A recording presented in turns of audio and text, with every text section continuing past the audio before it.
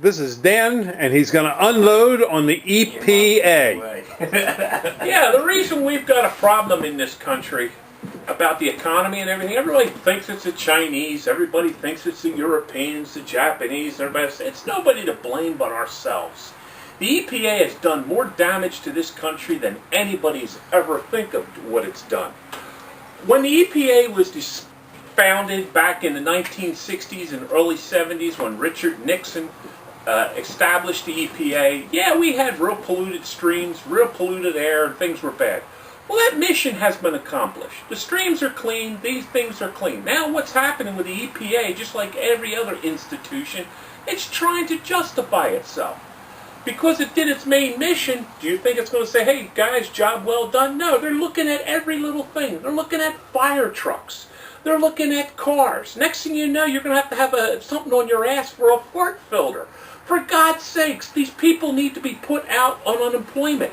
We don't need them. They're hurting this country. They're shutting jobs down. They chased more people out of this country into other countries instead of, oh, we don't want to have no pollution here. Okay, so you go to south of the border and get a 10-year-old kid to do it. Get a 10-year-old kid to cut the lead out of a battery. What the EPA done is a bunch of nobodies. They don't know what they're doing. They're dumber than hell. As an American, I'd rather live 15 minutes a free man and die of cancer than live 100 years under EPA's bullshit. You truck drivers out there, I wouldn't drive a truck. It's a sucker's bet. You're out there driving a truck, they're pulling you over for no reason at all. Oh, you got to have this, you got to have this. Now they got this urea in the engines they put in there. They're destroying the engines. Look what it's done to lawnmower engines. Everything that's gone wrong in the past 30 years is because of the EPA. Remember the stuff they put in the gasoline that polluted our water? You take the gasoline from the 1950s and the 1940s, it didn't hurt nothing. It spilled, it went away. Microorganisms ate it up. You take the cars from the 1940s, they didn't put out the pollution that the things... Today, you got these catalytic converters, you got this converter, this electronic device, and all it does is rip you off out of your pocket. You show me somebody from the EPA and I'll show you an idiot, a jackass. And that's all they are, pure jackasses. They have no care about nothing. They drive around in the biggest SUVs with leather interiors. They act like they're kings and gods. They walk into people's companies. They threaten and they threaten. But do they have anything set up for the emissions when there's riots in the street, when the towns go up in flames? What's going on over in England? The EPA has done more damage to this country than anybody else can think. If you want to talk about terrorism, it's the EPA. Remember, contact your representative, your senator. Let's get rid of the EPA. Let's shut it down once and for all.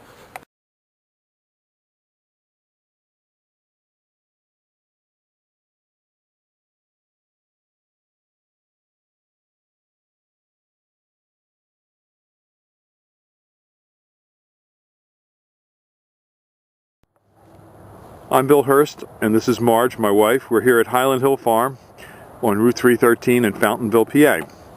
These are a 9 to 10 foot green giant. The green giant is a very fast growing tree. It can grow upwards to 3 feet a year.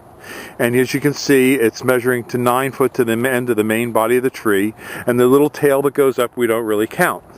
These trees can be planted from 6 to 8 feet apart in straight rows or staggered rows. We do deliver and plant them up and down the East Coast, and they're great for windbreaks, screens, and buffers. If you have a heavy population of deer, the tree will be damaged slightly. What you might have to do if you have a lot of deer, you may have to spray it with some deer away. But generally speaking, if you have a minor deer population, like a deer every week or every other week walking through your yard, this tree will not be bothered. If you have a minor deer population, even the emerald greens can be eaten alive. So we recommend the green giants for a lot of windbreaks and screens and buffers for their deer resistance, their bug resistance, and another good feature of this tree is that it grows predominantly with one single leader, as you see here.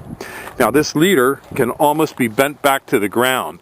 It's a very tough plant, and it takes a lot of abuse, and it can withstand a lot of wind and snow damage.